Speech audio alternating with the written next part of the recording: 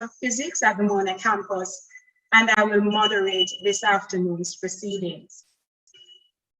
Global electric vehicle uptake is on the rise, propelled by declining battery costs, increased awareness, and favorable government policies.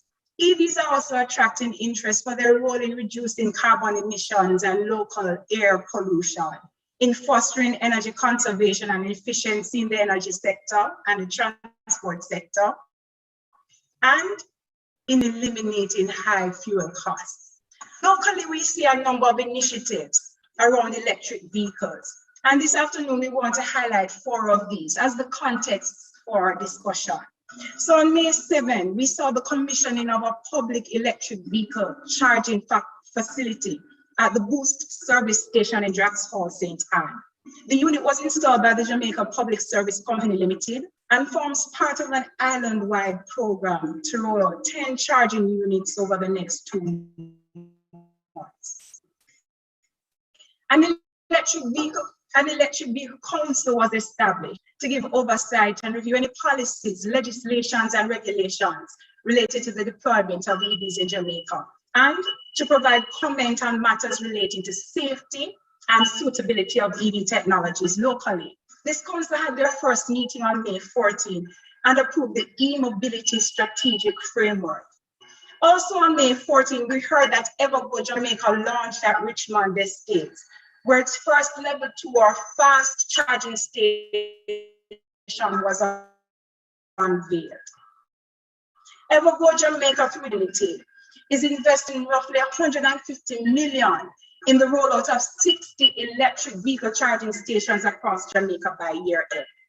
And then on June 7, the Office of Utilities Regulation, OUR, invited comments on its stakeholder consultation document regarding electric vehicles, titled Proposals for a Regulatory Framework to Facilitate the Penetration of Electric Vehicles in Jamaica. So already we see the public and private sector at work for this EV penetration within Jamaica. To wrap up our initial comments, we want to know that the University of the West Indies is also taking steps to contribute to the EV initiatives in the Caribbean and here in Jamaica. At the Mona campus, through the faculties of Engineering, Science and Technology and Social Sciences, and the Estate Management Department and other key stakeholders, all these form part of a submission through the Government of Jamaica United Nations Development Program. They made a submission to conduct a pilot study on the Mona campus. If approved, this project will seek to demonstrate high potential EVs and supportive infrastructure and systems, and analyze conditions for suitable operations of EVs, among other objectives. At the undergraduate level, students in the Faculty of Engineering have explored comparisons between the traditional internal combustion engine vehicles and EVs for different model sizes and have assessed the current use of EVs in Jamaica as part of undergraduate projects. And finally, I would note that in terms of workforce development, which we would have to consider under EVs, the Department of Physics in the Faculty of Science and Technology offers a major in electronics and a BSc in electronics and alternative energy systems. And the Faculty of Engineering offers a BSc in electronics engineering. And already discussions are underway to ascertain how UA programs can support the sustainability of EV initiatives in Jamaica and the region, and what research the UA can undertake for a region to better appreciate the implications of EV penetrations in our local context. So therefore, one of the things we hope that will emerge from this forum is that continued willingness of the UWI to partner and to support. Ladies and gentlemen, this afternoon we have an outstanding panel of experts to help us better understand electric vehicles, to examine policy initiatives in training to support EV rollout, to scope some of the major players required for EV uptake, and some of the initiatives to provide infrastructure to support, as well as training opportunities. We welcome your participation. Please post comments and questions in the chat. For questions, please indicate the panelists to whom the question is directed. And finally, if you have had any experience driving an EV, let us know about it in the chat. Nothing beats our own experience. So let's get started, ladies and gentlemen. I'm going to acknowledge our presenters this afternoon. We are joined by Ms. Charlene Bodley, Project Development and Gender Expert, Caribbean Center for Renewable Energy and Energy Efficiency, CCRE. We have Dr. Zara Oliphant, Acting Director, Corporate Planning and Performance Management, Ministry of Science, Energy and Technology. And we have Mr. Richard Gordon, Manager, Renewable Energy Systems, Jamaica Public Service Company Limited.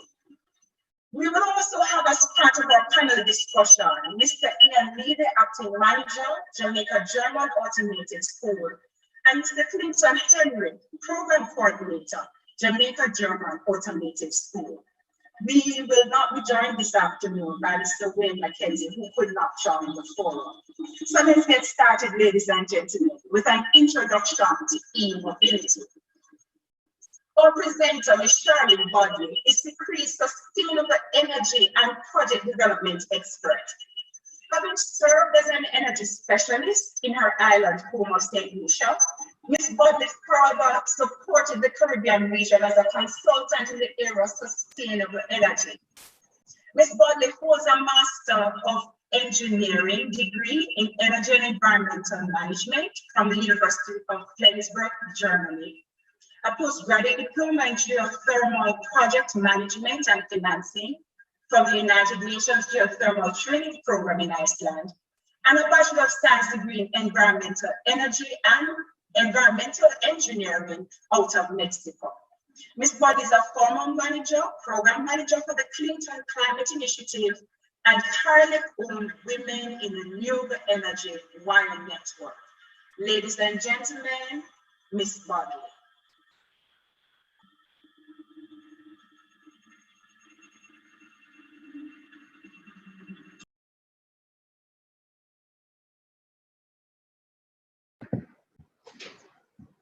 Pleasant good afternoon, and thanks for that introduction. It is indeed a pleasure to be here with you today, representing the Caribbean Center for Renewable Energy and Energy Efficiency, affectionately known as the CCRE. And the CCRE is a CARICOM institution with the main responsibility for the implementation of sustainable energy in the Caribbean.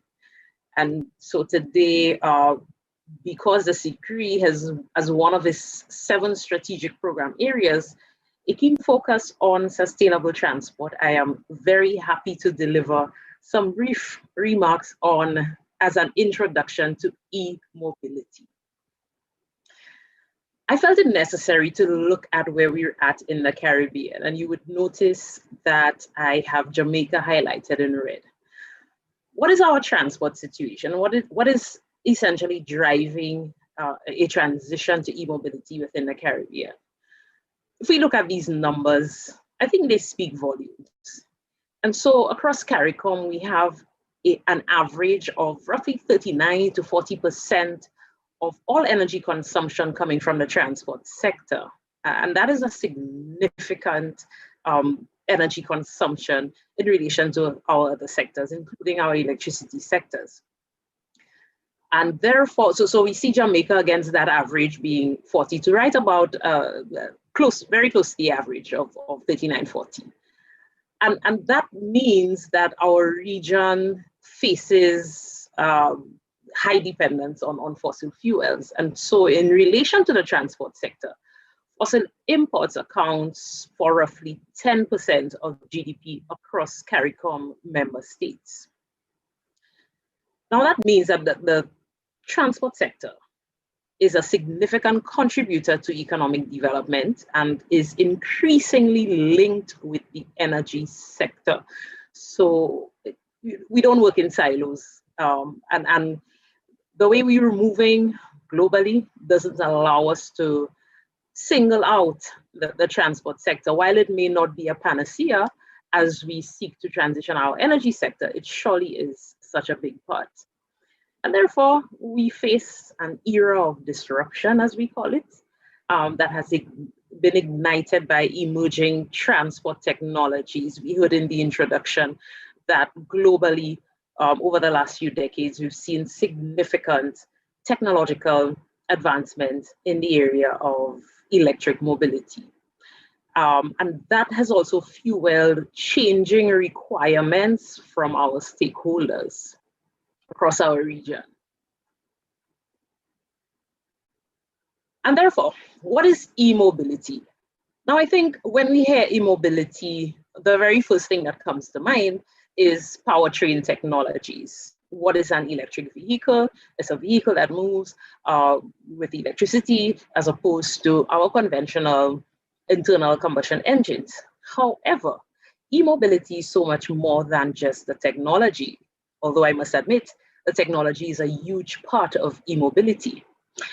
And so I'll start by saying, having set that context of where we're at in terms of the transport sector in our region, in Jamaica, e-mobility is surely a viable solution. And it really is a concept of using electric powertrain technologies. But not only that, it also encompasses in-vehicle information and communication technologies, connected infrastructure that enable these electric vehicles and fleets to operate.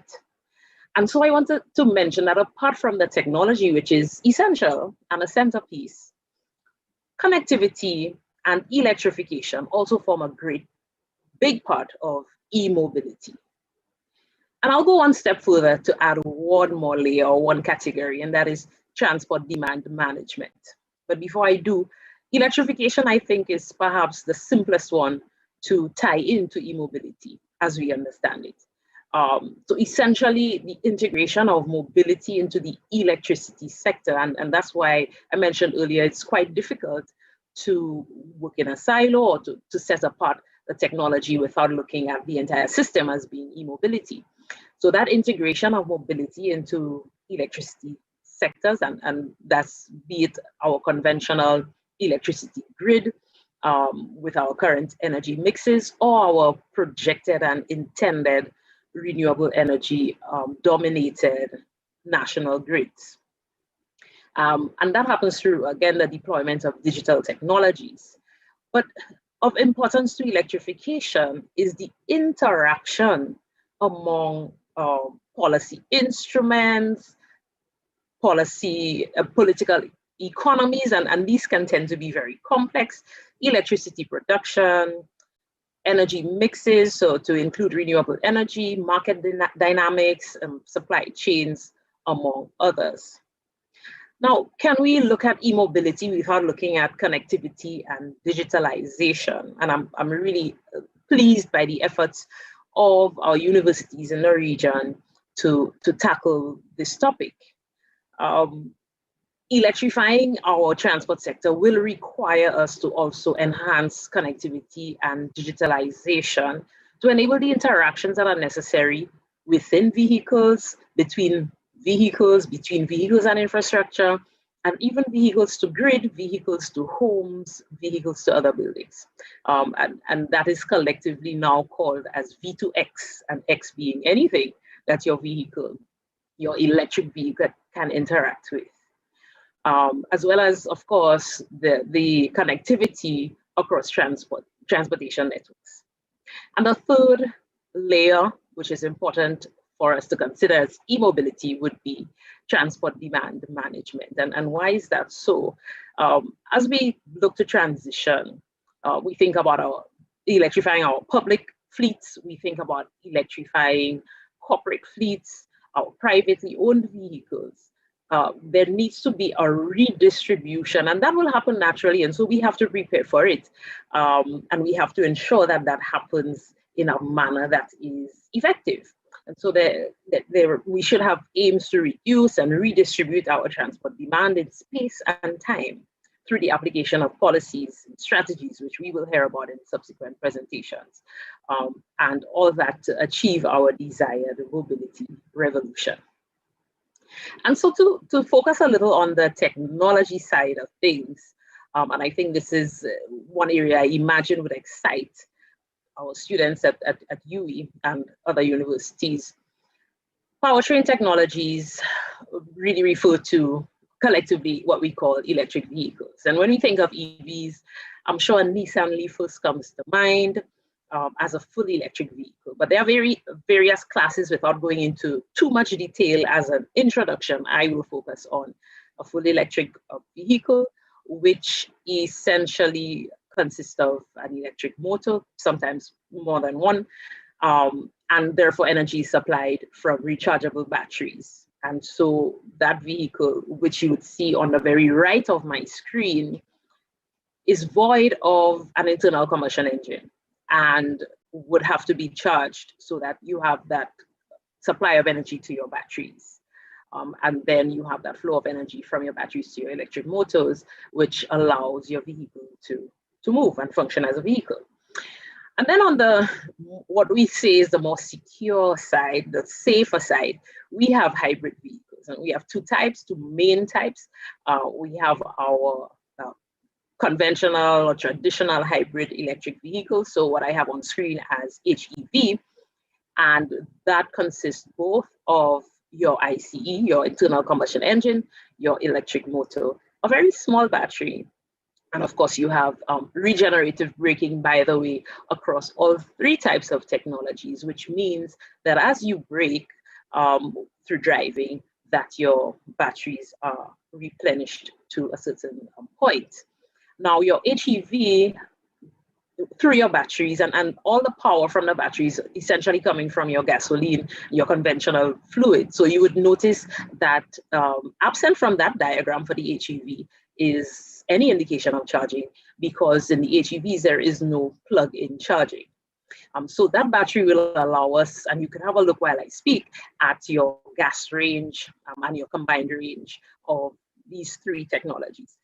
And so that charged battery could allow you, particularly when you just start your vehicle, give you a range of 1 to 2 miles, especially if you're driving at a certain speed level, and then your ICE will kick in. The main difference between that and the PHEV would be the fact that it allows for plug-in. So your battery, while it is recharged through regenerative braking and also through gasoline, you can plug in that battery to recharge. And so we see the range, and that, I'm sure, one thing that frequently comes to mind when we speak of electric vehicles is range anxiety. And it's clear that with a fully electric vehicle, there are some differences in your range. So right now with our 2021 Nissan Leaf, I believe we're somewhere at a range of 226 miles. That translates, I believe, to roughly 350 kilometers. Quite an advancement from the very first Nissan Leafs that would have entered the market. And so I want to really impress upon you that e-mobility goes way beyond what we've just seen, our powertrain technologies. E-mobility is the entire system. It's the economic considerations. What are the upfront costs? And that leads us to thinking about, how do we weigh an electric vehicle versus a conventional ICE vehicle? The upfront costs, are they too high to make it competitive? Cost savings in a corporate world, a company, transitioning its fleet from the conventional ICE vehicles to electric vehicles, what are the cost savings? On the flip side, what are the opportunity costs to not transitioning to e-mobility? But mostly I want to mention what I have on screen as TCO, the total cost of ownership. And so while we look at the economics associated with an electric vehicle, it is important not to just compare upfront costs, but to look at the total cost of ownership. Also important is the aspect of connected networks. I already mentioned the ability of an electric vehicle to be connected to other vehicles, connected to your grid, so V2V, vehicle to vehicle, V2G, vehicle to grid, V2H, vehicle to home, V2B, vehicle to building, and collectively we can say V2X, because really when we think of this absolutely great machine, it can connect to so many other devices and infrastructure. And in fact, it's quite important to look at electric mobility within the utility side of things. I know we were to have a conversation on stakeholders, and the utility being a very key stakeholder in our process of transitioning the transport sector. In fact, collectively, electric vehicles can mimic a short, quick responding generator. And technologically, that is a huge deal, because it means that your electric vehicles, once it is incorporated into your transport and electricity sectors in the right way, it can provide ancillary services and can even assist utilities in managing the grid, can achieve grid stability, can act as storage devices. I mean, I'm sure I could list so much more that can happen in terms of that connection to our electricity grids. And then there is adaptation of services and supply chains. What happens to the battery after its useful life, as we know it, for the use in an electric vehicle? In fact, batteries have been known, and one key advantage is the fact that they can provide storage, they can serve as storage devices for our homes. There's also, you could have services coming out of that, battery swapping services. I already mentioned repurposing. And of key importance is after sales service. Who maintains that vehicle? Who insures that vehicle? If there is an accident, who responds? And lastly, I think the obvious layer to e-mobility, and perhaps the most spoken about, is its benefits in terms of environment and in terms of reducing air pollution, also its positive effect on our health.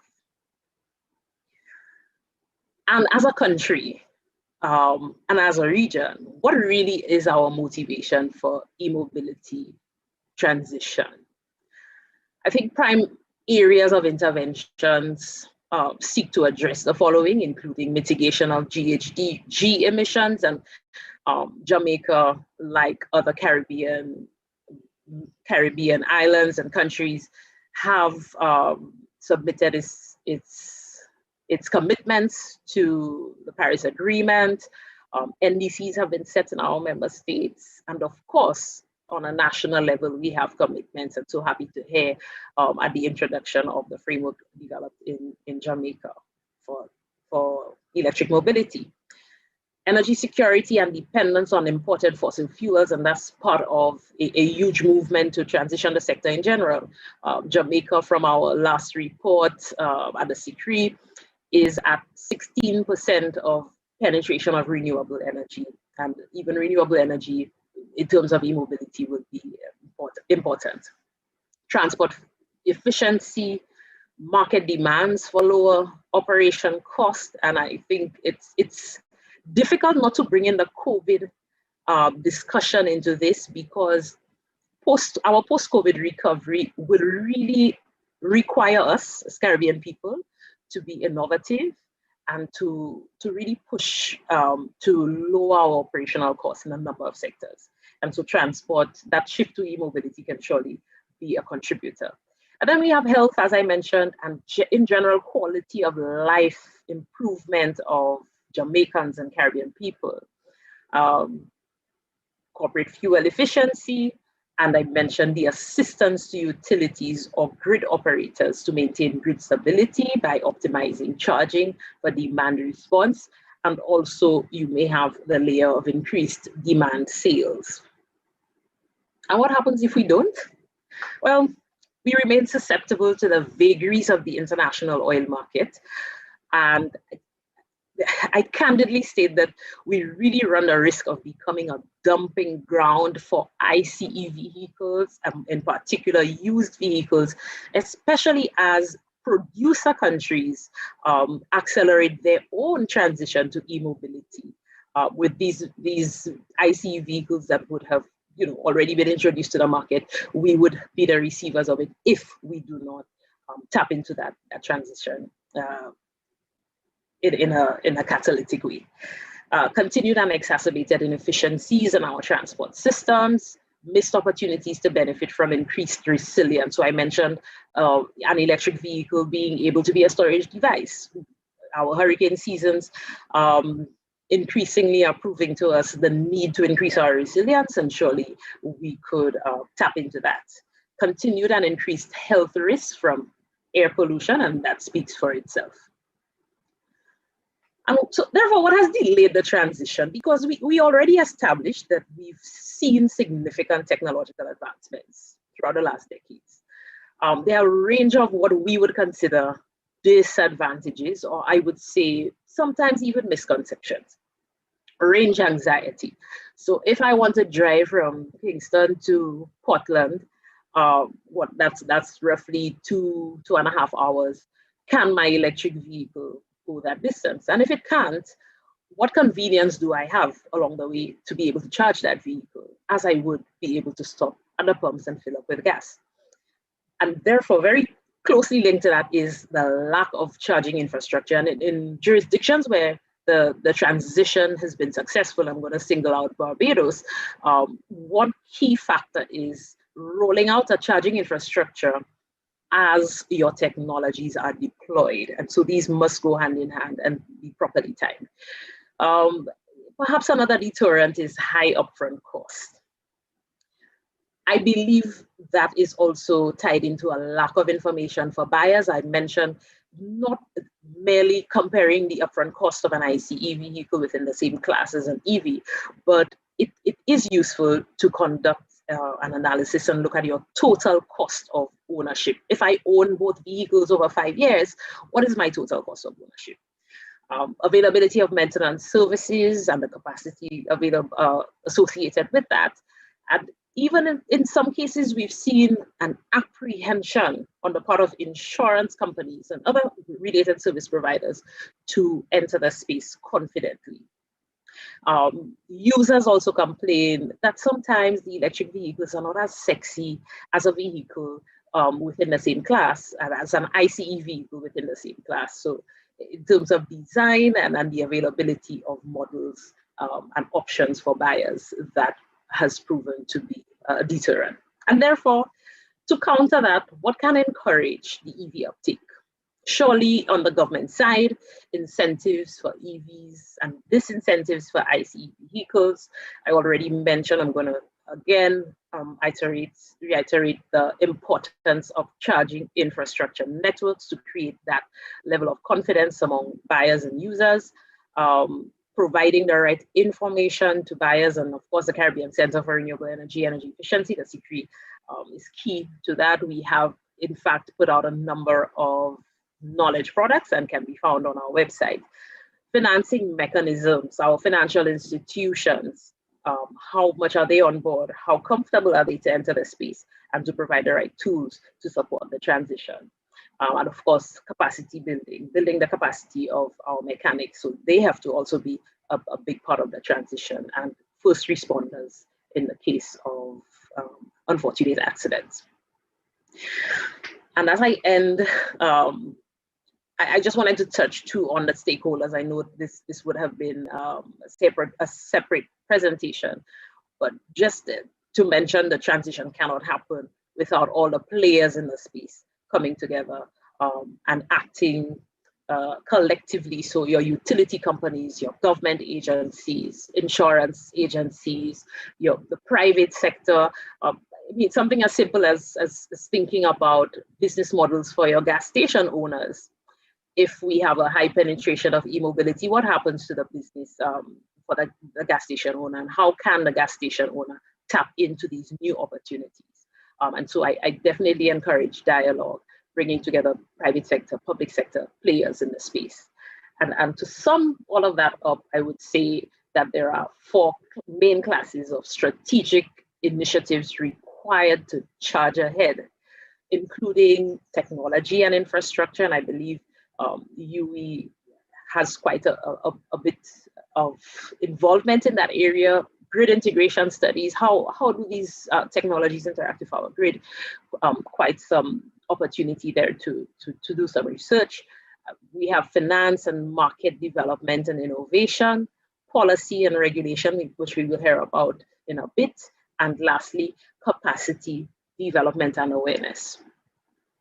And with that, I thank you for your attention. I do encourage you to visit us at www.ccre, that's 2 C's, 1 R, .org. And if you go to our section on resources, you will see publications that have been made, including on battery technology related to e-mobility, for your perusal. Thank you. Thank you. Ladies and gentlemen, we hope you found that insightful. What is meant by e-mobility? Further than the e-vehicles that we've been talking about, some of the economic considerations, the utility implications, how we may need to adapt services, the motivation for the Caribbean to transition, and then using EV as an approach to increasing resilience in the region. Thank you so much, Ms. Bartley. Ladies and gentlemen, again, we invite you to place your comments and questions in the chat, and we respond to them in the duration of the forum. Our second panelist will explore the policy framework of e-mobility. Dr. Zara Oliphant holds a first degree in biochemistry and zoology, an MPhil in zoology and a PhD in zoology, with her area of specialization being freshwater ecology. And you may wonder, how did she get to EVs? With an extensive background in research, she entered the government service in 2016 as the Chief Research Officer in the Ministry of Science, Energy and Technology.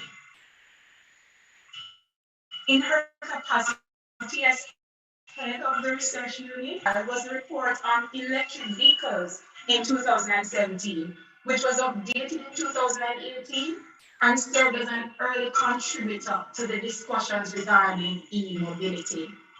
Dr. Zara Oliphant is currently the Acting Director of Corporate Planning and Performance Management. She has represented the Ministry at both regional and local fora regarding e-mobility and currently serves as a member of the EV Technical Working Group and the EV Council. Ladies and gentlemen, Dr. Oliphant. Thank you for the introduction, Professor Stevenson. Good afternoon, everyone. Thanks to the University of the West Indies for putting this forum together and also for extending an invitation to the Ministry of Science, Energy and Technology. I represent our Permanent Secretary, Mrs. Carol Palmer, and I will be presenting on the policy framework for e-mobility. Okay, so introduction. The previous presenter really did a good job of giving us an insight into what e-mobility is all about. And so I won't spend too long here, but just to state that electric mobility combined with renewable generation has arisen as one of the technological solutions with the most potential to reduce fossil fuel dependency within the transportation sector and to promote renewable energy resources penetration within the national energy mix. Electric mobility should be considered as a key driver in local and regional decarbonization and energy transition plans. Now, there are a number of factors that will enable electric mobility to emerge and succeed within a country, and it is the government's responsibility to create a policy framework to guarantee success. So all that the previous presenter spoke of, the government has to be integral in ensuring that if electric mobility is going to be a success in Jamaica, then we would have to set the policy framework to allow for that. Benefits of electric vehicles, as mentioned before. Environmental benefits, it's not something that we can overemphasize. Decrease the greenhouse gas emissions. The economical benefits, it was stated that the Caribbean will benefit from $2.2 billion worth of fuel savings over 20 years throughout the course of e-mobility. Also, happy consumers, lower maintenance of vehicles, savings in the pocket, don't have to deal with the rising fuel costs, and less noise pollution. Our roads are very noisy, so that has to be highlighted as another benefit. But I'm going to move straight into the importance of policy. Now, there are a number of countries, and one of the things that we have realized is the successful launch of e-mobility.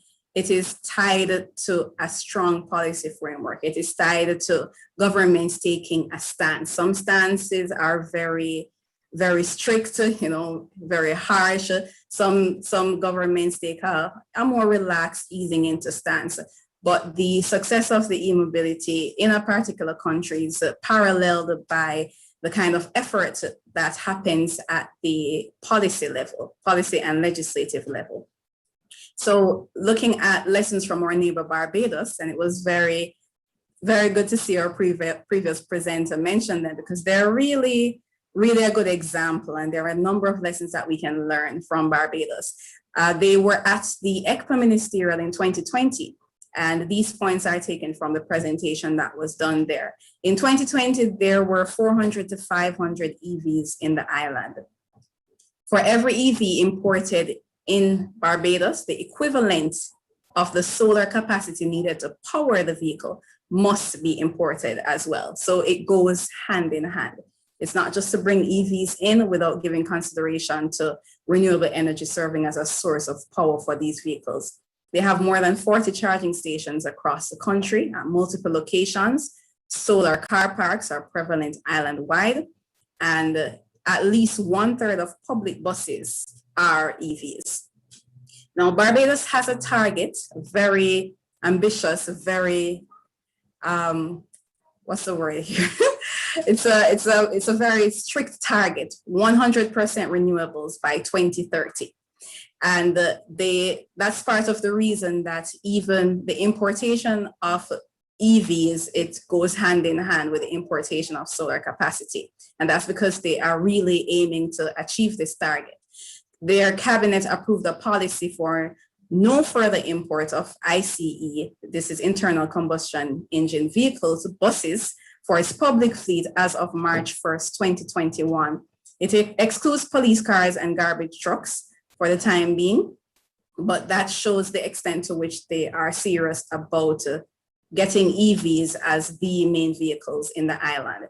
They also started doing courses. Technical vocational institutions started doing courses in EV maintenance. So already the youth population is being trained on EV maintenance and all that is related to the standards and the safety of EVs.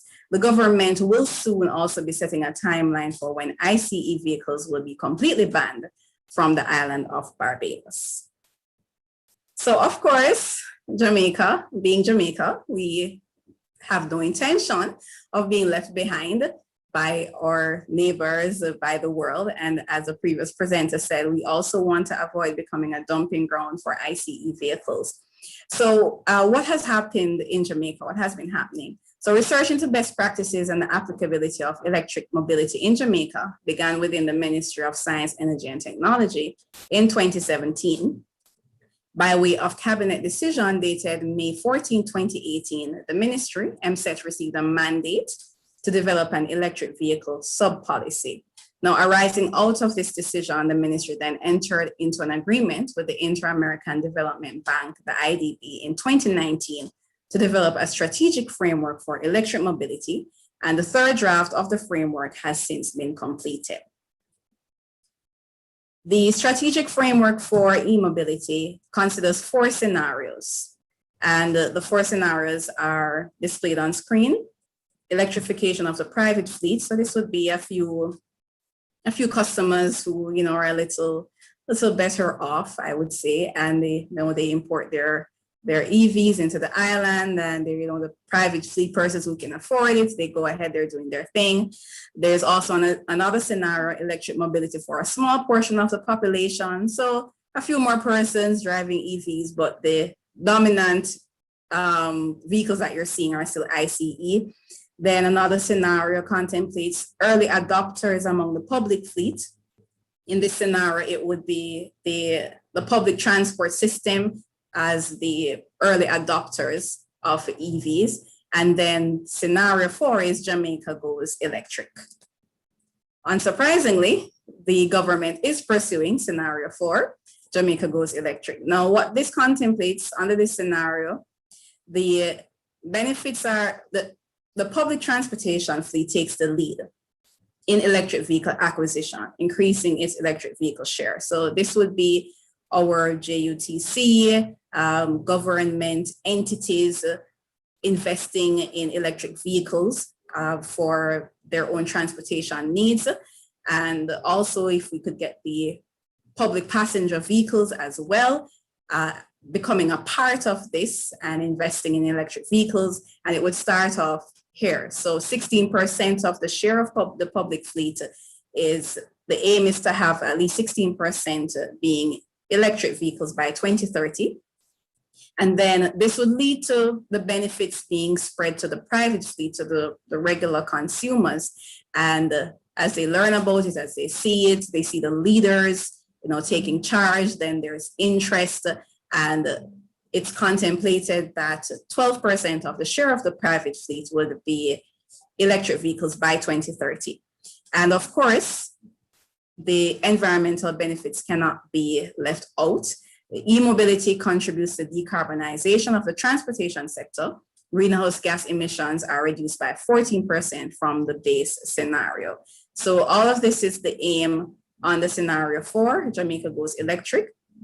And this is according to the strategic framework. So some key policy considerations for e-mobility in Jamaica: fiscal incentives, and this would include, so for example, persons would read about what's happening in other countries. So reduced registration, for example. So registration of electric vehicles would be less than registering a regular ICE. So as a previous presenter spoke about incentives for EVs and disincentives for ICEs, the fiscal incentives would include that. Incentives such as parking, free parking in certain areas, of course, imports, taxes, and duties. These are all parts of the considerations, the key policy considerations, and the strategic framework does have those areas outlined.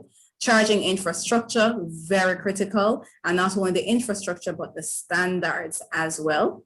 The regulatory framework has to be set, the tariff mechanisms, the safety requirements for the vehicles, and to ensure that our frontline responders are well aware of how to respond to an electric vehicle versus an ICE vehicle, because they are different. So that's a very critical thing as well. Vehicle to grid, or as a presenter before said, vehicle to X, because there are so many different options.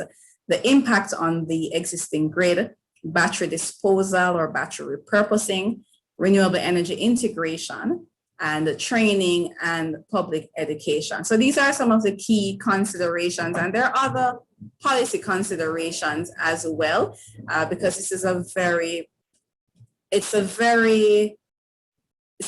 detailed, it's a very complex area to go into, e-mobility. And it is very important that the government considers all the different aspects.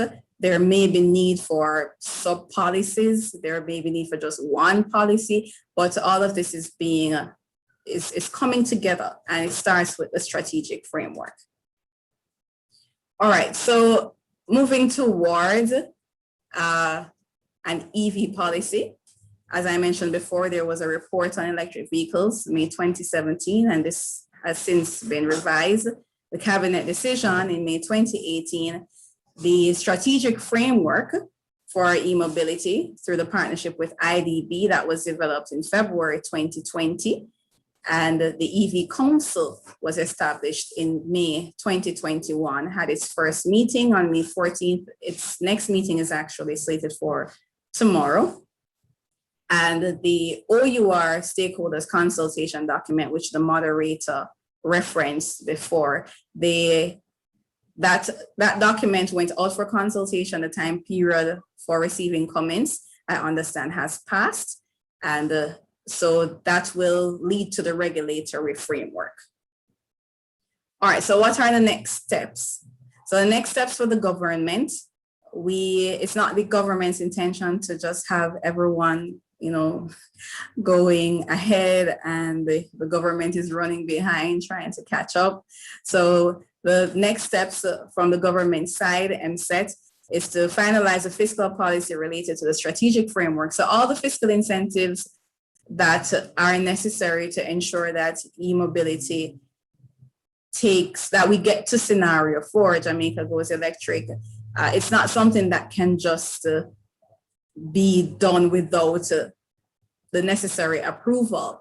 And so at this time, MSET, along with the Ministry of Finance, the Ministry of Transport, in collaboration with the IDB, of course, is finalizing that fiscal policy. Now, based on that, the final version of the strategic framework, because it forms part of the strategic framework, the final version of the strategic framework will then be presented to the cabinet for its approval.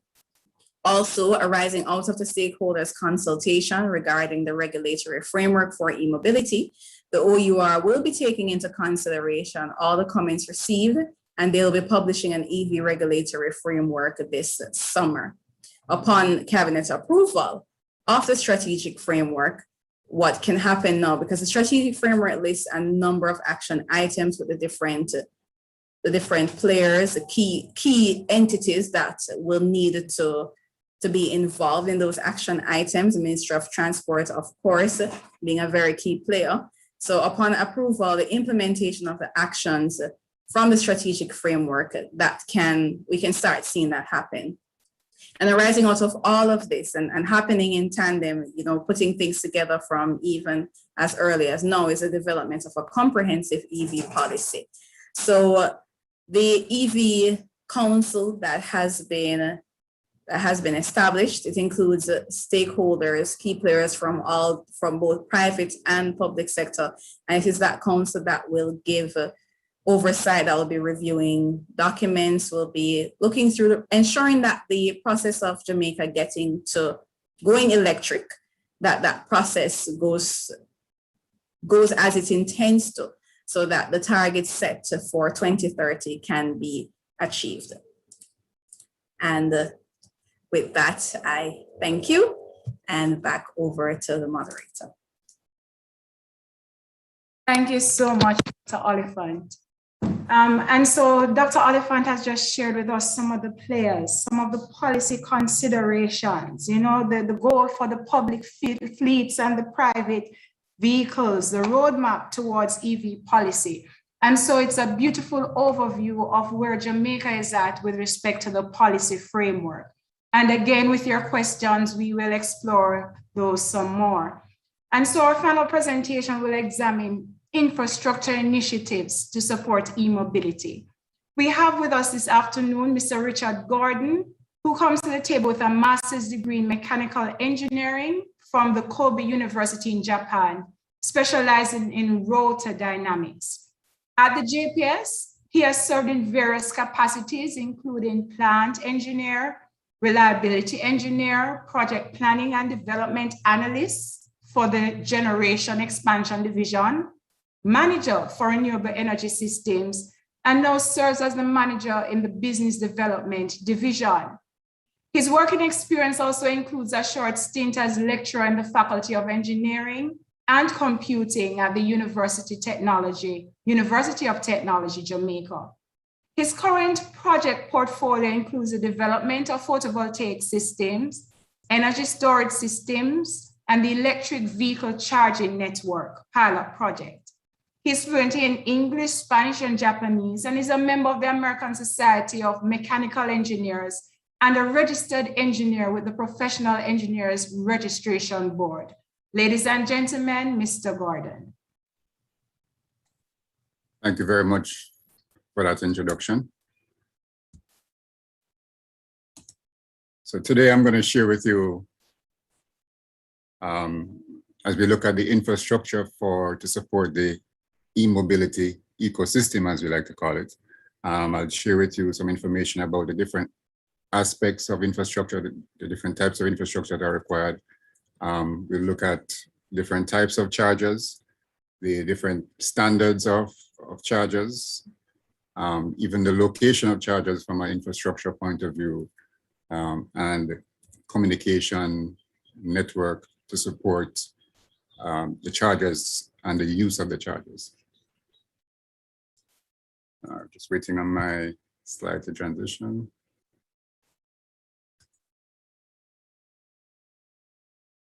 All right, so JPS is involved, as you heard from previous presenters. There have been councils that have been formed for the development of policies and sub-policies. So JPS is active in that sphere with other major stakeholders in the private and public sector.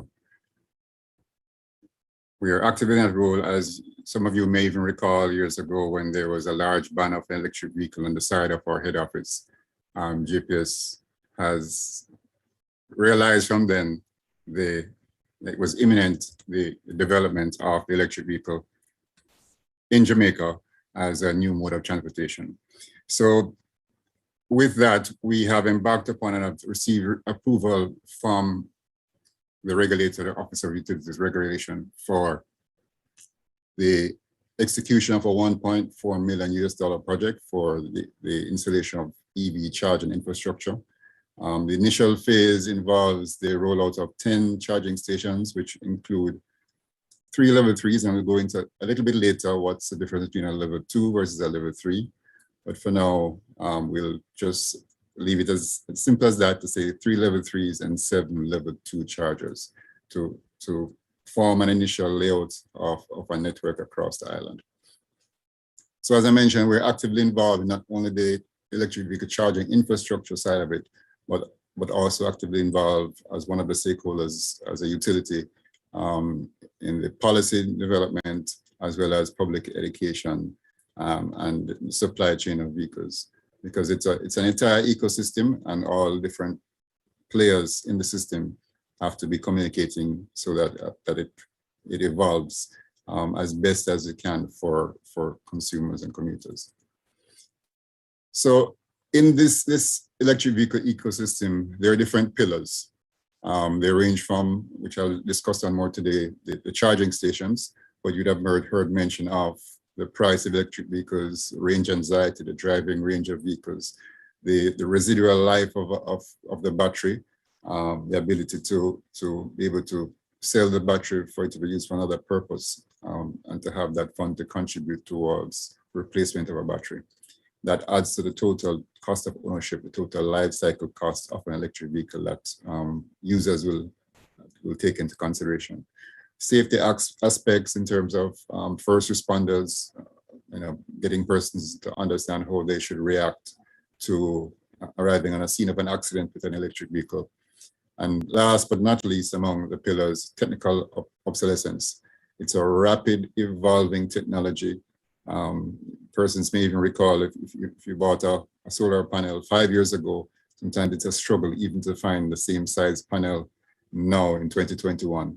The same is occurring with energy storage. There's a lot of investment, and it's rapidly changing the technology that over a relatively short period of time, we're likely to see fairly rapid change in technology before it really gets baked in and settles down. So today, I'm just going to go through, as I said, the infrastructure as relates to the chargers, the location, connecting into the grid as in the case of our system and the main power supply, the communication, and last but not least, what's known as the OCPP, the communication network to manage these charging stations, which are basically self-serving units. You operate them yourself as a user.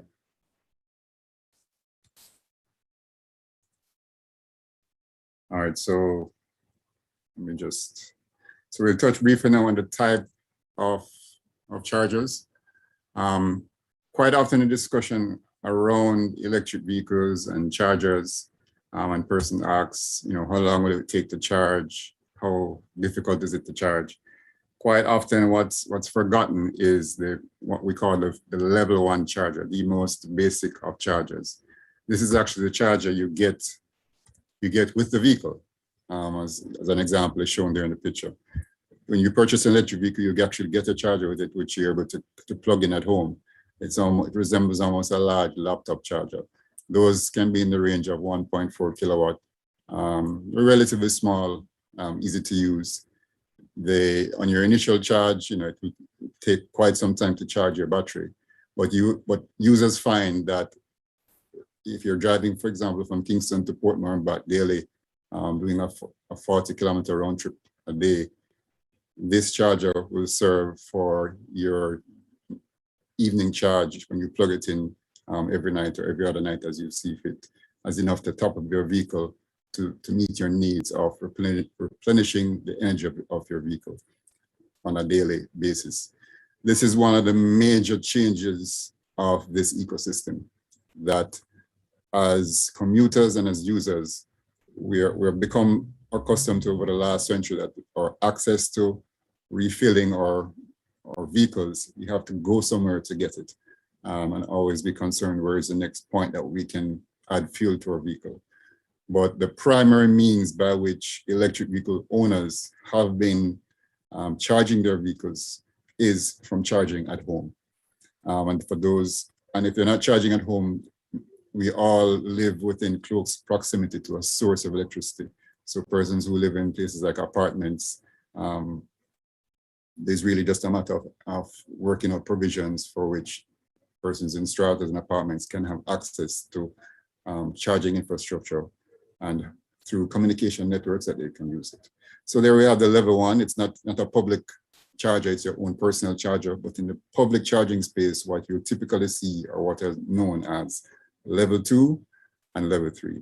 For the simplicity of it, as you may have guessed by now, as you get bigger in the number, the capacity and size of the charger, even its capacity increases. So a level 2 charger can range from as low as 7.2 kilowatt in capacity all the way up to 1920 kilowatt in capacity. And these just like your level 1 charger, are delivering alternating current, which is electricity you find in our homes. Direct current, which we'll also speak about, is the electricity you find in your car battery, in the battery you have in your phone or your radio. So the electric vehicle uses direct current, but if you plug alternating current or AC current into it from a level 1 or a level 2 charger, the car can convert that electricity to direct current to charge its own battery. So it has an internal, what they call an OBC, onboard charger. So that's what the level 2 charger uses to charge your battery. And the difference you see on the images on the left and the right are chargers with 1 plug and chargers with 2 plugs. So they can vary depending on what's ideal for the location.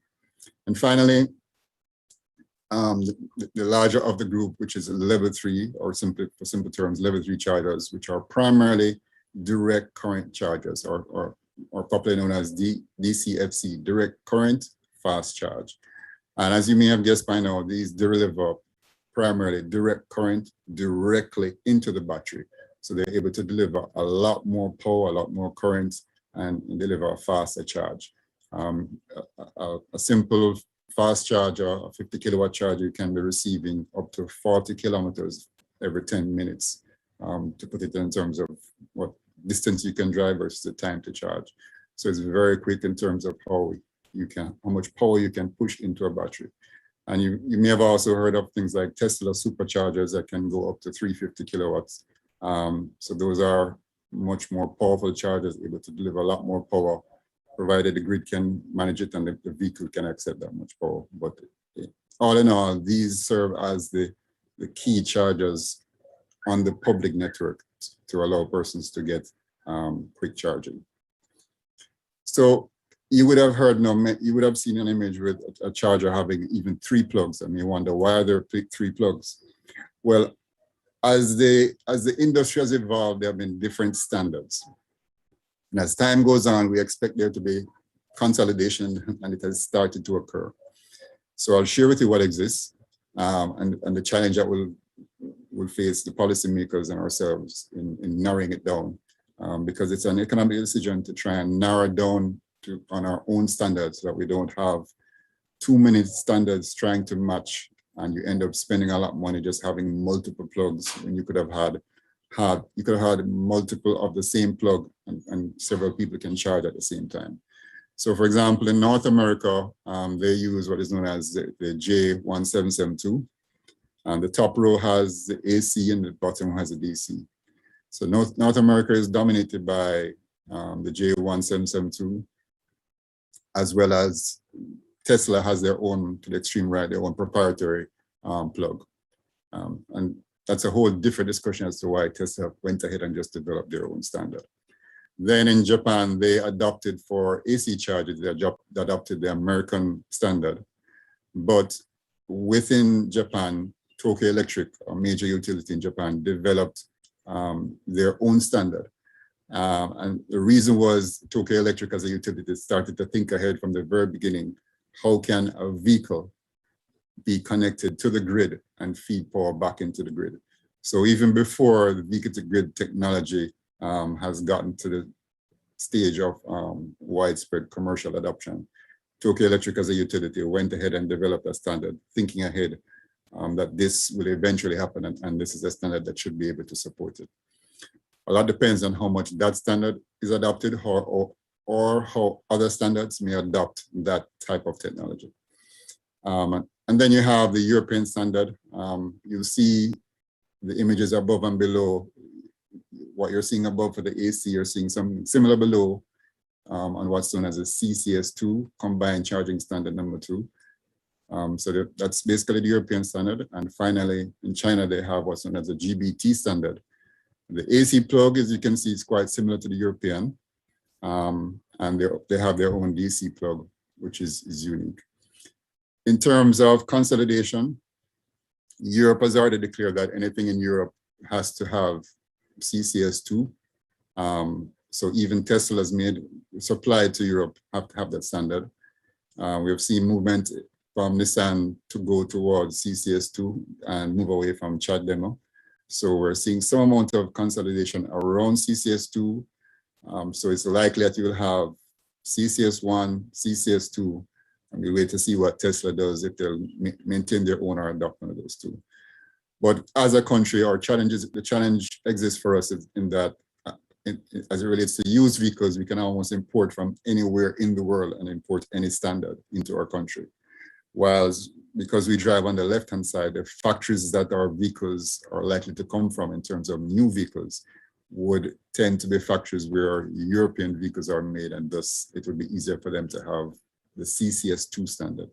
So it's to be seen how best policies can be worked out to support what may evolve in the near term in terms of used vehicle imports. And as time goes on, new vehicle imports that quite possibly will be on the CCS2 standard. All right, so just jumping now to site selection, and this forms part of infrastructure. It's a critical aspect for public charging. You heard me mention of the DC chargers, the fast chargers. These are ideally placed close to highway networks. When our average commutes of 40 kilometers for the average person, charging at home or charging at work or in a public space using a level 2 is quite adequate. For some of the vehicles with smaller batteries, when you're on what we call a leisure commute, then you need to get a fast charge along the way.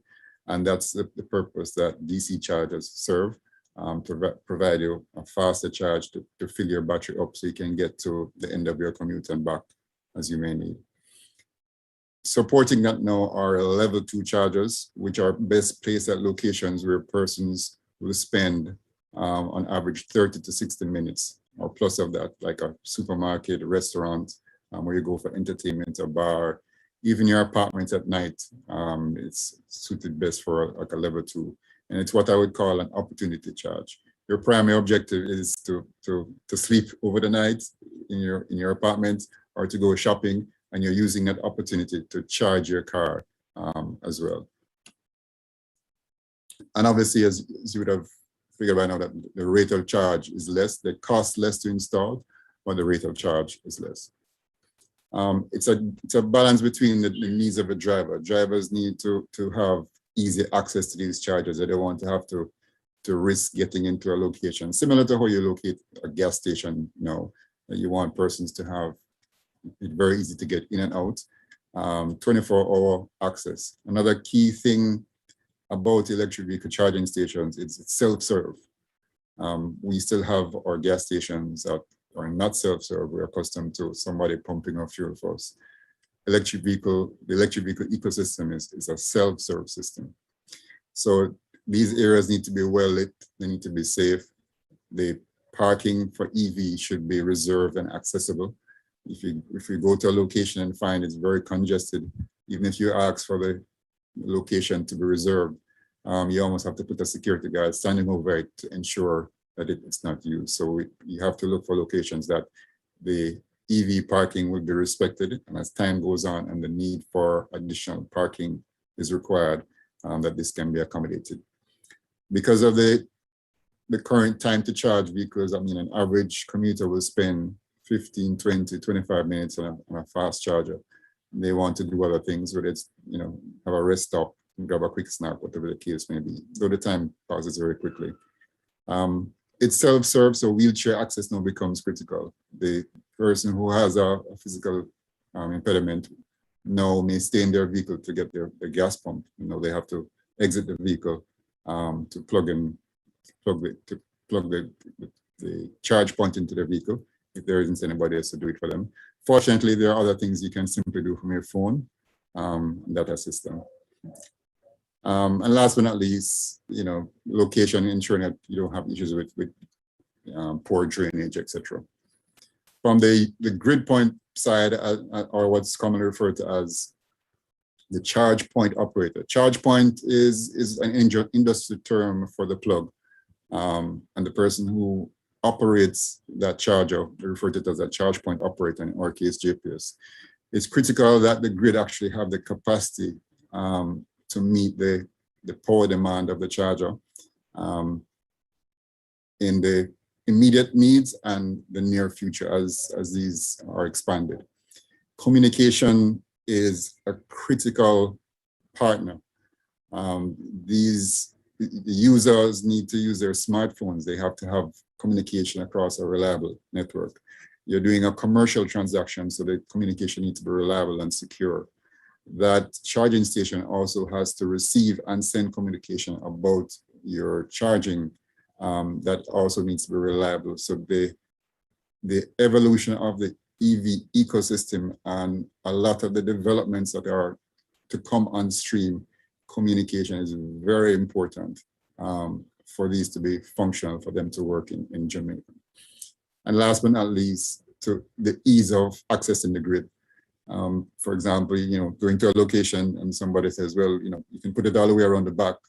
When you look at the distance to get from the grid to all the way around the back, you could have probably bought a few chargers with the cost that it takes to install it. So that's just a brief look at the infrastructure in terms of the charging stations, the standards that go with it, and where best to look at them. So I'll just go now into our own project and see some of what was done in our own project.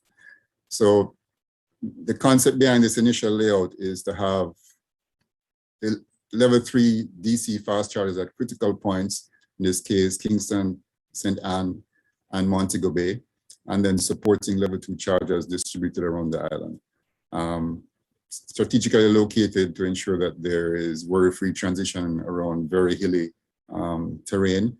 And when you get to areas that are a lot flatter, you find you can travel a lot further with an electric vehicle. So we're able to adjust the distance between electric vehicle charging stations based on that.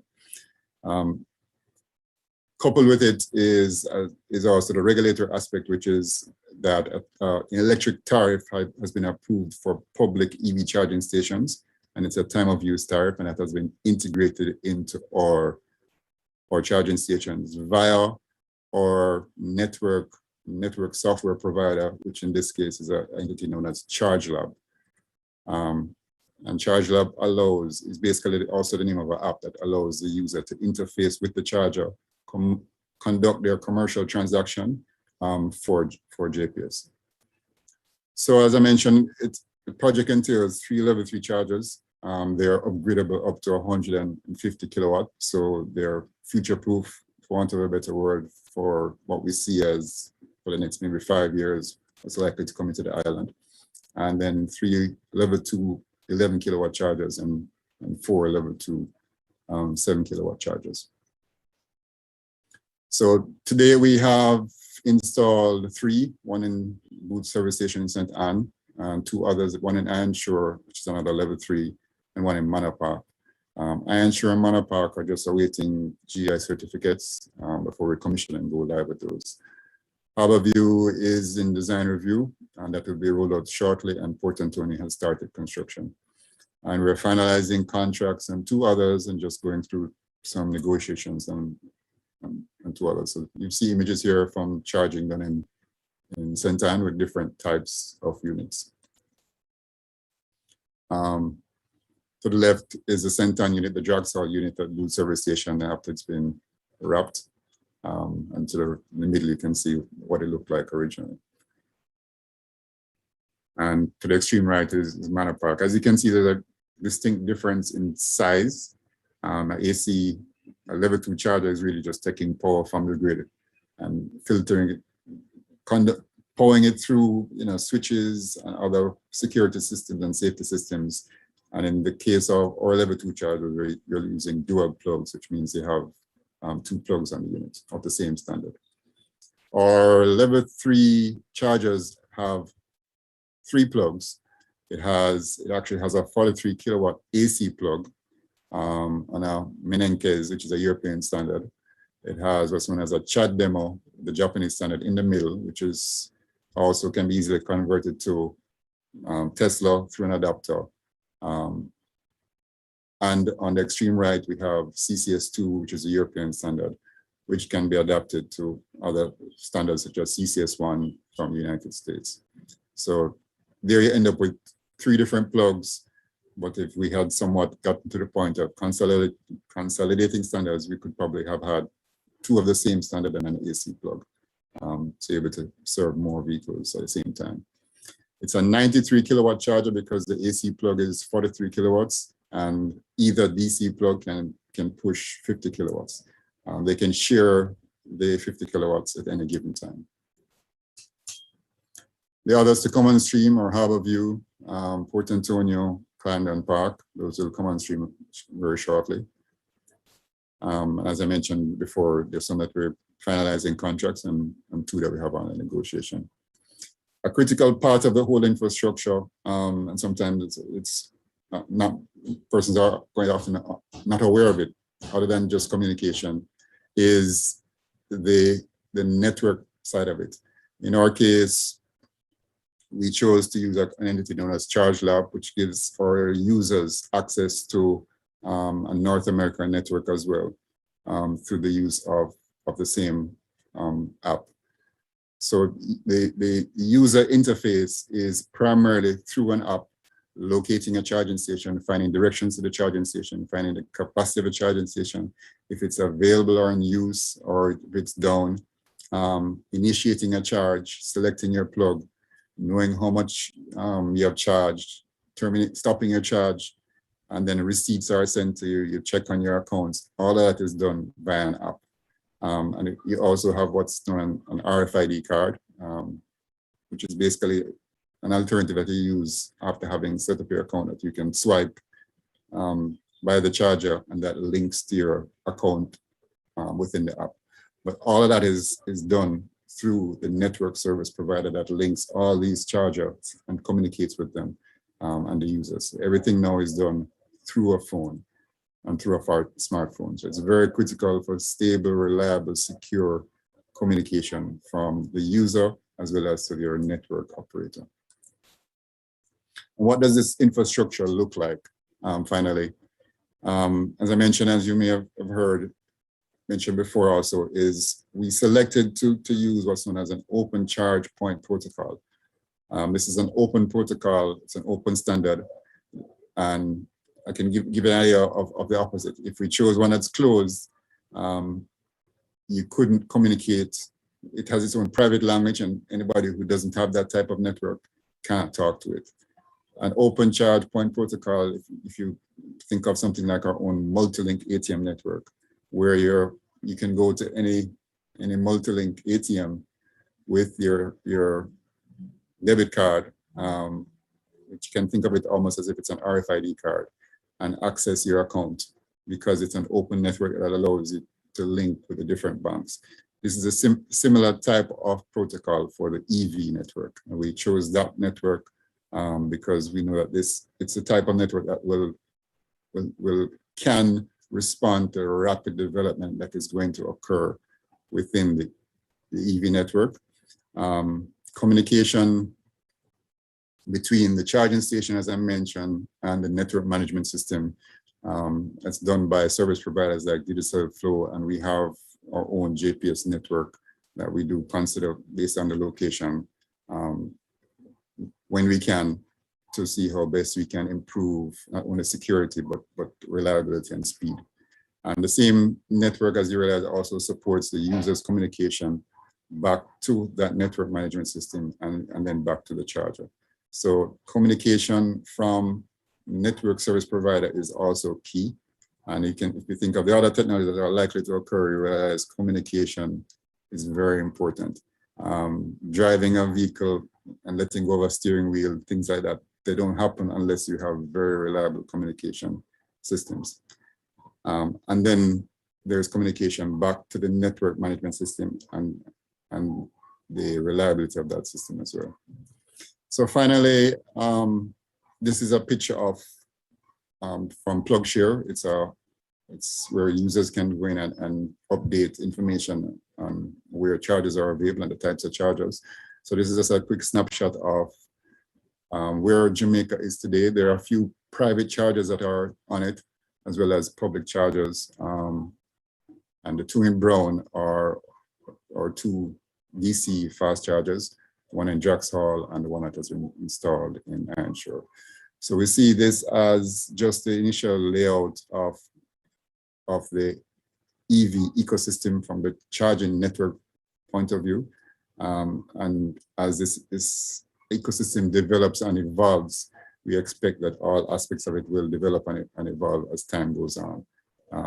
Location, charger technology, grid, third-party communication, and network communication. That's the ecosystem of the charging infrastructure. All right, thanks for your time. Thank you so much, Mr. Gordon. And so, ladies and gentlemen, I think we all have a greater appreciation for some of the plans and status of rollout of the JPS with respect to charging stations, the types of chargers, and some of the standards governing charging options, and how these may impact on vehicle imports.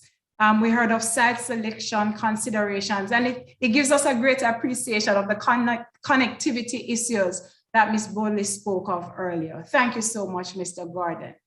So as we transition, ladies and gentlemen, to our question and answer, I want to acknowledge that we have some colleagues from the Jamaican German Automotive School, and we just want to invite their comments as we begin our question and answer segment, to just ask them to tell us a little about what are the training imperatives, what are the training plans to support EV rollout in Jamaica. Mr. Levy or Mr. Henry, could you go ahead?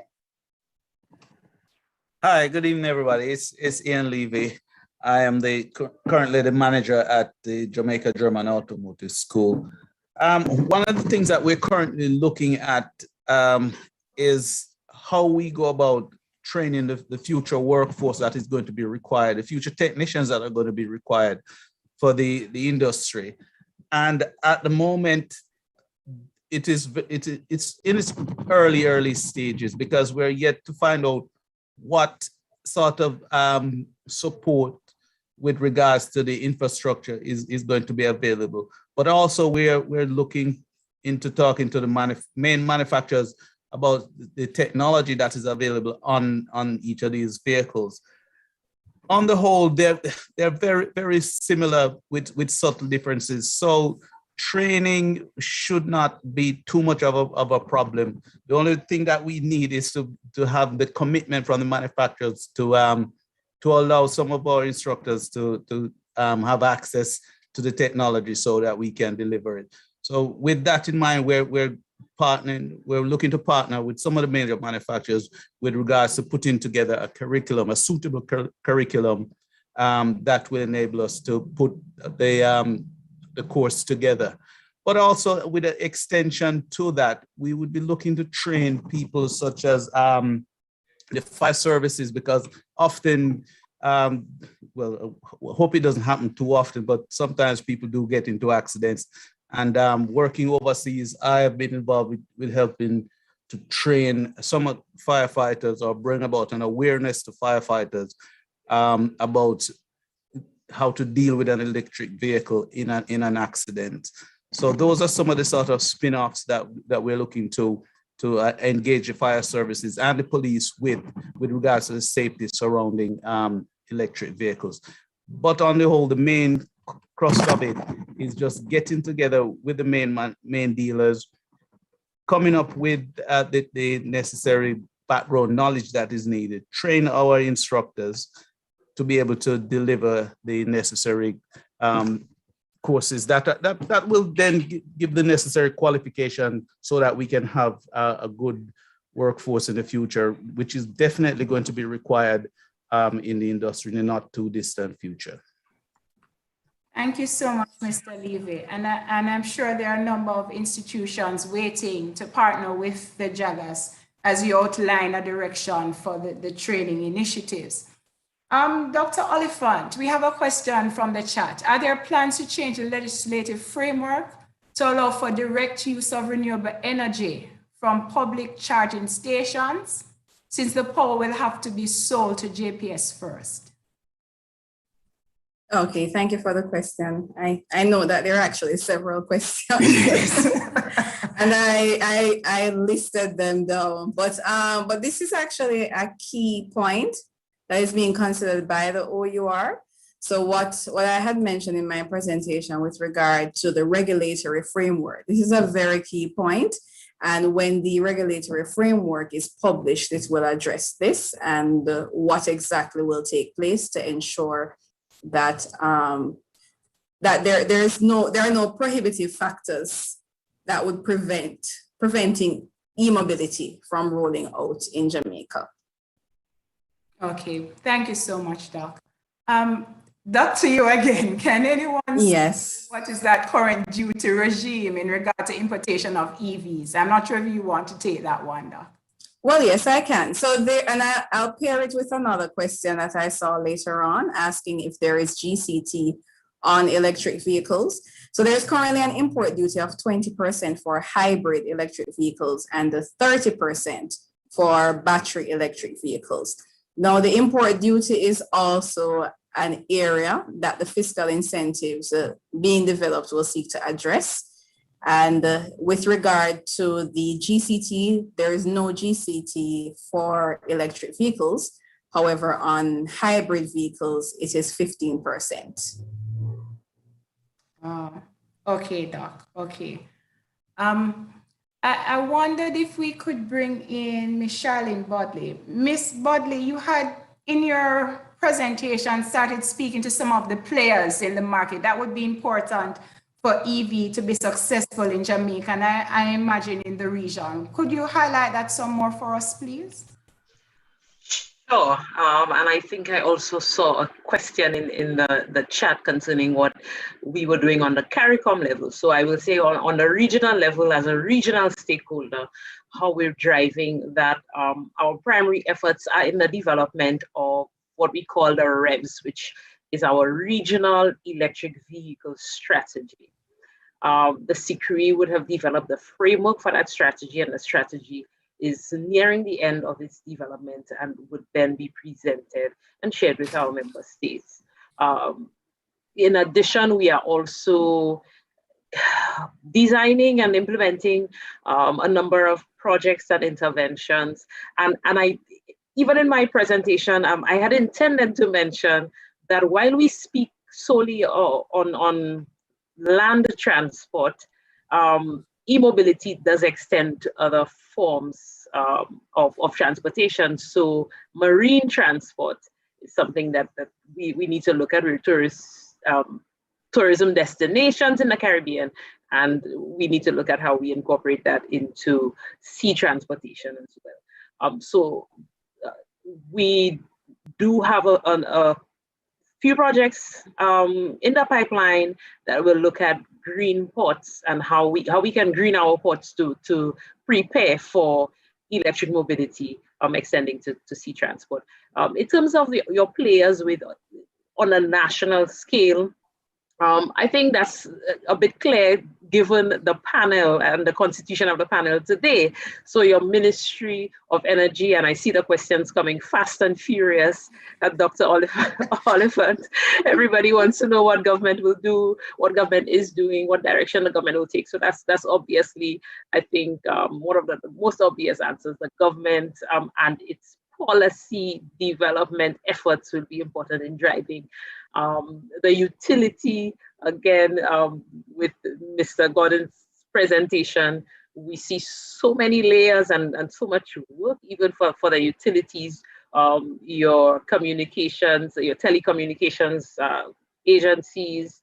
On the private sector side, I think it's also very important to include the private sector in that discussion. We see in Barbados that market is primarily driven, along with the efforts of the government. You have so much work being done by the private sector. Even the charging infrastructure that would have been rolled out was a huge private sector investment. Your financial institutions, insurance agencies, education agencies, also on the SICRI, we, through our capacity building and knowledge management work program areas, we have conducted our first electric vehicle train the trainer course that was through collaboration with Fanshawe University out of Canada.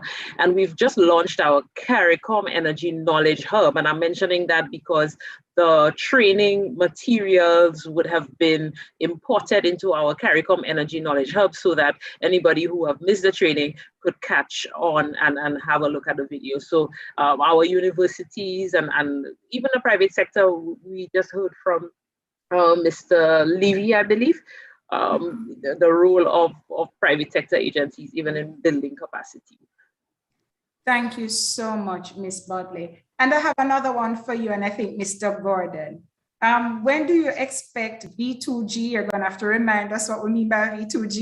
Do you expect V2G to become a reality? And will the grid be smart enough to take advantage? So I anticipate Mr. Gordon will need to weigh in. You want to start us off, Ms. Bodley? I'll give the simple answer. I think it cannot happen in isolation, that a number of moving parts need to come together.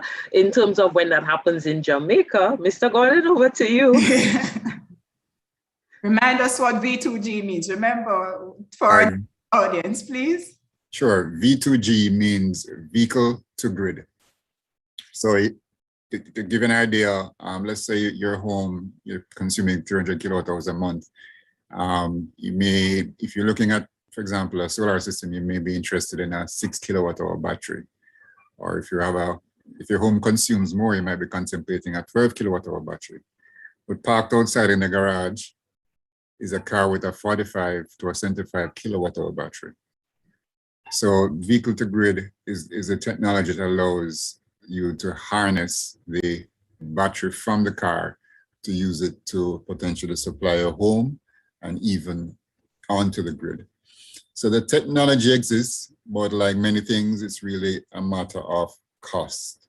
So the manufacturers of electric vehicles, they are highly involved along with battery technology manufacturers in developing that technology, battery technology, to bring it to a lower cost. So I think the manufacturers, it's not the major focus at the moment. In some cases, they have partnered with other entities for them to develop that technology in parallel. But like any business, they not only want to develop technology, but they want to know how they can benefit from it other than just selling. So in summary, the vehicle manufacturers, it's not their major focus right now. I would suspect maybe in the next 5 to 6 years, if once battery technology has stabilized, that those technologies such as vehicle to grid, V2G, will start to evolve more, and those entities that have been working on the technology in parallel with the battery manufacturers, because they need their proprietary information, that hopefully by then they will have matured with the technology and been able to produce at a lower cost, that becomes a reality. In terms of the grid being ready for it, the utility has basically lays the groundwork for a lot of the developments that are likely to happen over the next, let's say, 10 to 15 years. A lot of it will occur on the distribution network. We're already able to respond to what happens on the transmission network in terms of solar farms, wind farms. So we're basically positioning ourselves in terms of making sure that our software can easily be upgraded to access all of these different iterations of technologies that will come onto the distribution network. Where there's different variations of services that energy storage can offer, as well as electric vehicle, which is really an energy storage device on wheels. Right.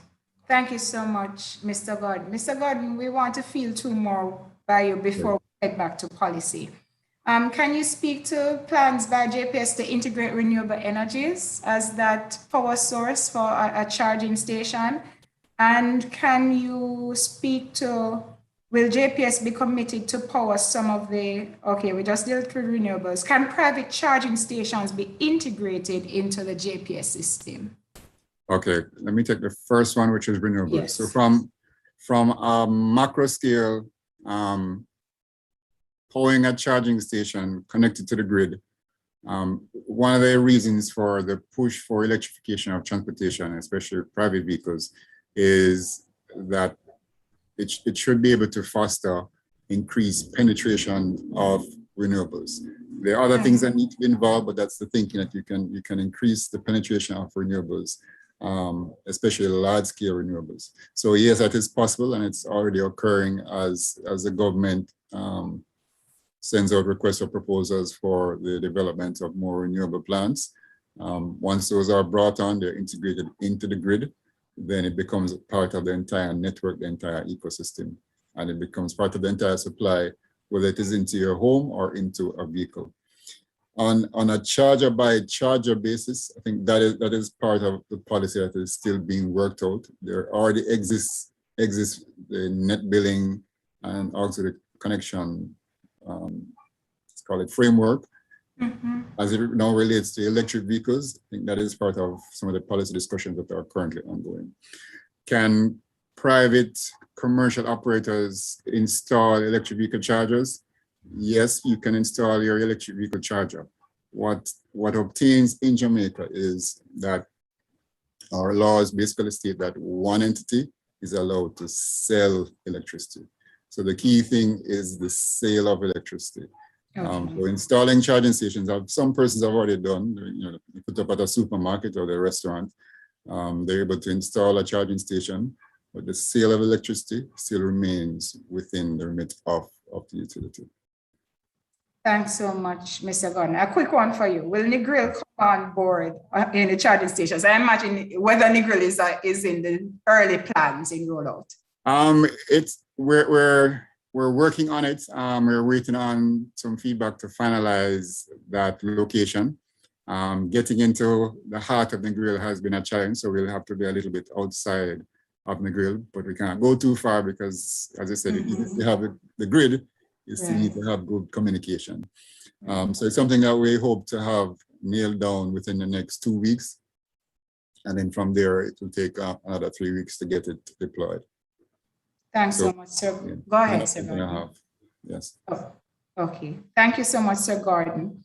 Doc, we're coming back to you. Quick one. Will the government incentives on the cost of vehicles? Any knowledge of early plans towards incentives? Well, so incentive really the cost of the vehicles. Yeah. Right. So the fiscal incentives will affect the overall cost of vehicles, particularly related to import duties and the total cost of ownership, which would take into account like registration and licensing incentives and parking incentives and the whole area that is being looked at. However, I'm not sure if the person means the cost at the dealer itself. That would be under the remit of the dealer. So if the dealership is selling the car at whatever cost, I'm not really seeing the government interfering with that. However, the cost of the total cost of the vehicle itself would be affected by any incentive that the government gives to get the vehicle into the country. And then there is the incentives that would relate to total cost of ownership. Okay, Doc. Is the government going to wait until 2027, Doc, when the JP is up to review before amending the conditions regarding supplying electricity? Right, and the person followed up with, since this will prevent public from benefiting directly from any RE charging stations that the private sector builds. And not at all. That's not the government's intention. Matter of fact, the Electricity Act is currently being reviewed and is before a Joint Select Committee of Parliament. This is actually an area that the Joint Select Committee is discussing. It's at the stage now where presentations are being made from the private sector, and anyone that wants to tune into that can tune in via PBC Jamaica. And as I mentioned before, it's really not the government's intention to in any way cripple the integration of EVs into the market. So as it relates to the public benefiting from RE charging stations built by the private sector, the OUR regulatory framework is taking that matter into account. So that is due to be published this summer. They've already closed off, I believe, a time to receive comments, and it's now to address these comments, look at everything, and to publish a regulatory framework. And this is a particular area that was put to stakeholders in the consultation process because they are working on ensuring that there's no prohibition from the government side that will affect the launching of, well, it's already here, the full integration of EVs into the market. Okay, Doc. Doc, a quick one. How are they considered in the policy dialogue that's on? Well, in terms of rolling on EVs, it considers a lot of stakeholders. Basically, the entire government is involved in this, and BSJ is no exception. They are involved in the process, they're involved in the dialogue, so they're also at the table and taking part. Okay, thank you so much, Doc. And you're welcome. For our panelists, as universities and tertiary institutions across the region, research comes to mind, and we wondered, have we considered what are some of the research questions or research needs that tertiary educational institutions could support as Jamaica rolls out EVs? Any one of our panelists?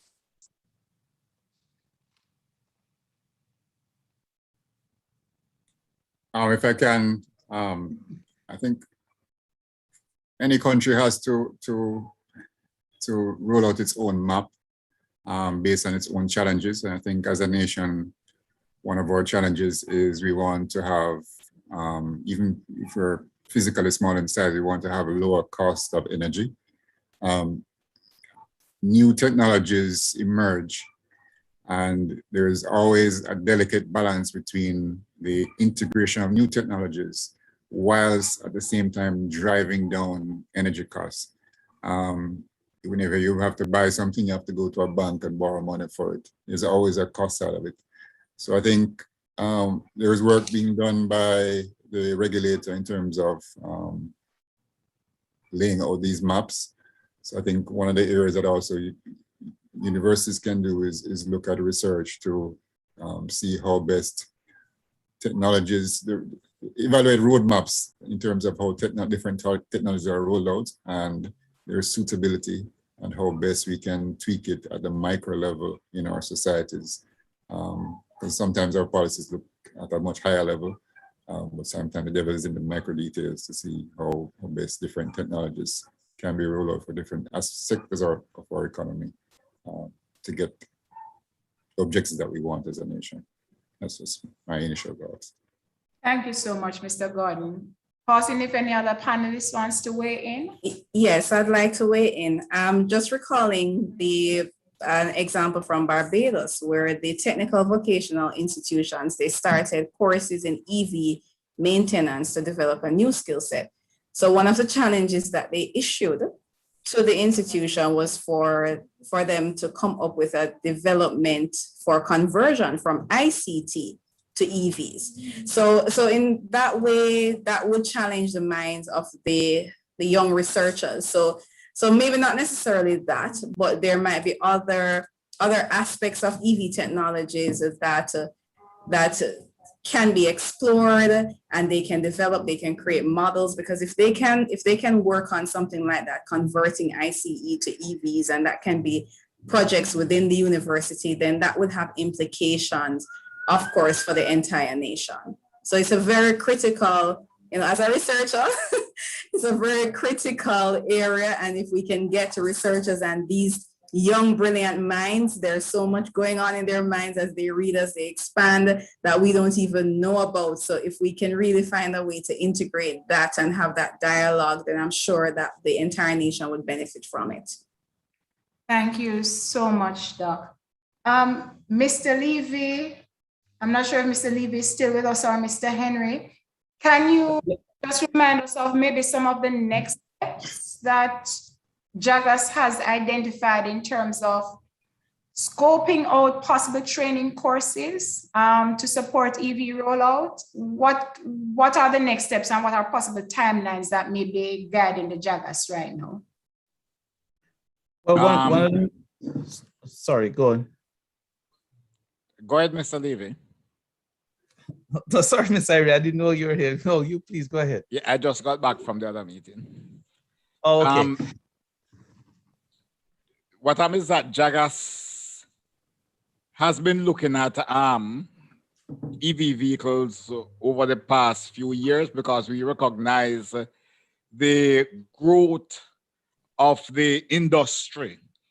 And we recognize also that it is something that is coming, and it is growing within the Jamaican society. So we have been looking at it. But what we have done is that we have concentrated with the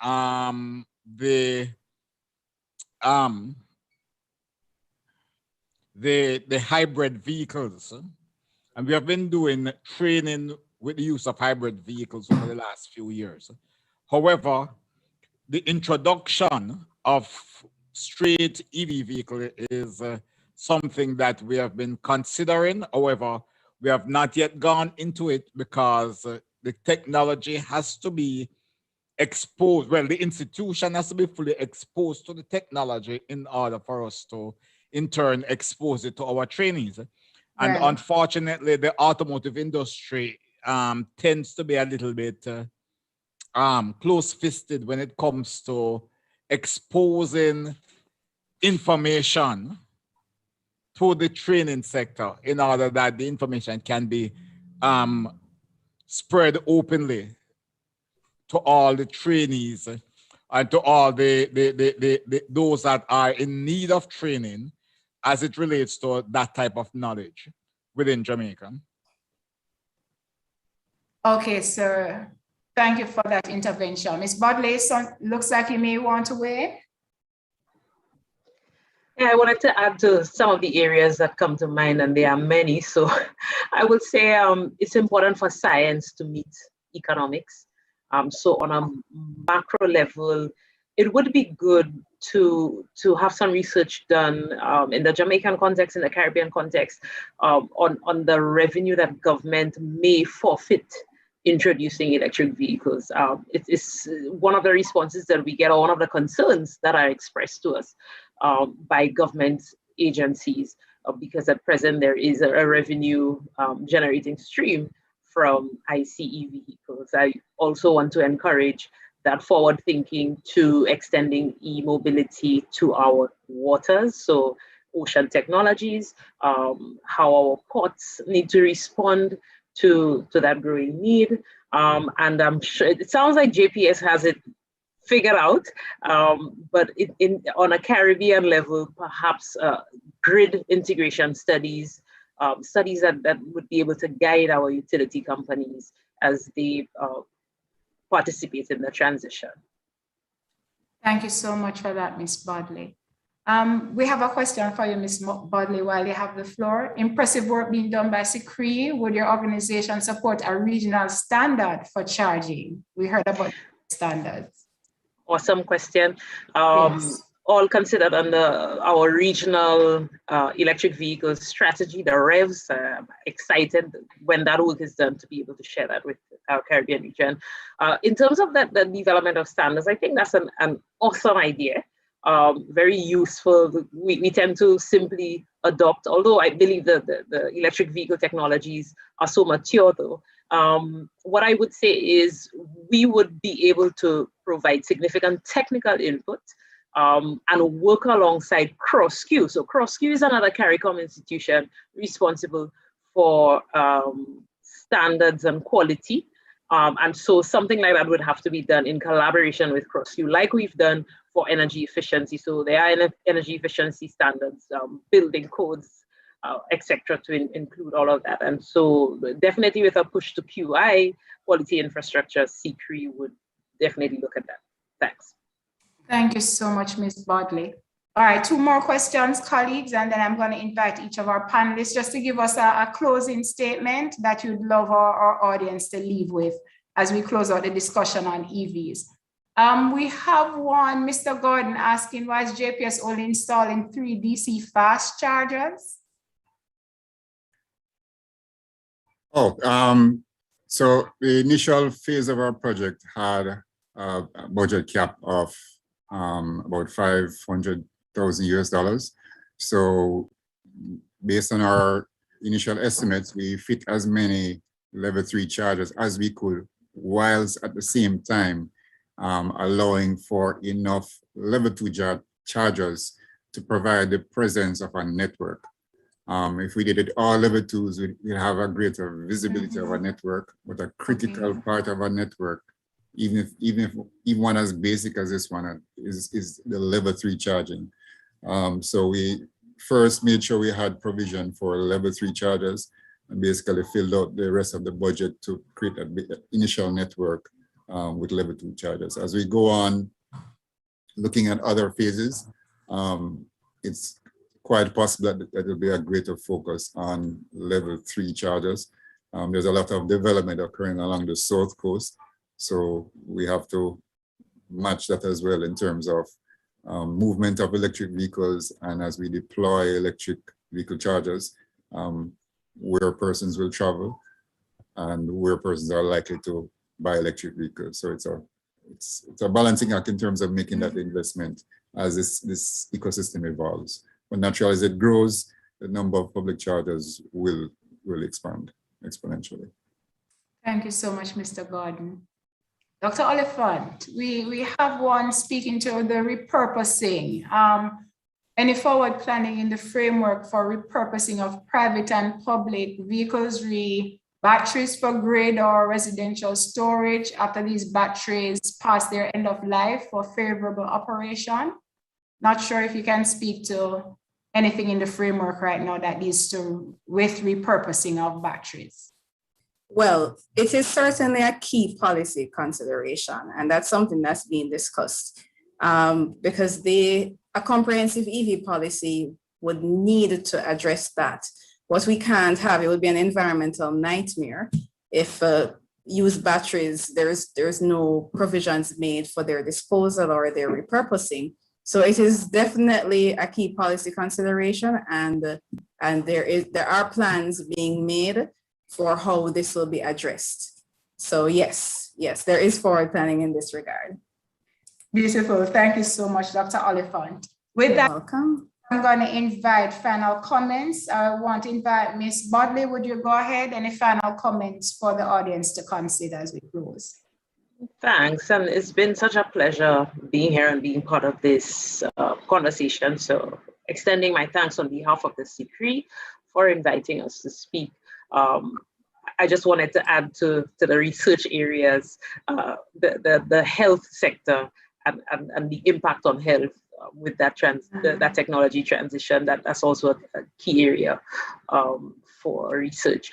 My final parting words at this point will just be some encouraging words to Jamaica, to the rest of our region, to really engage in a multi-sectoral approach to this transition.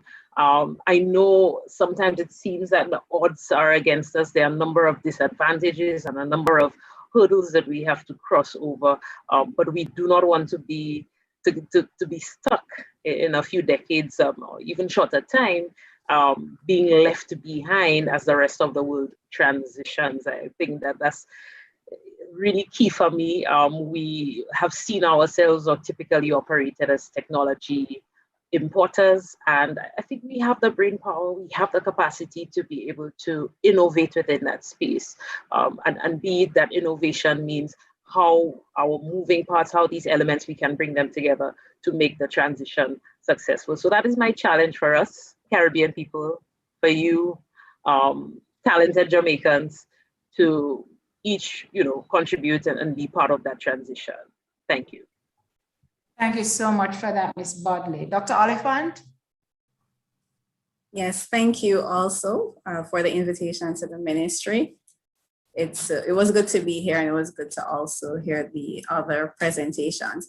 Well, let me just, in closing comments, I do notice that there were 2 questions that didn't get a chance to be answered. Someone asked about removing the age limit on EVs.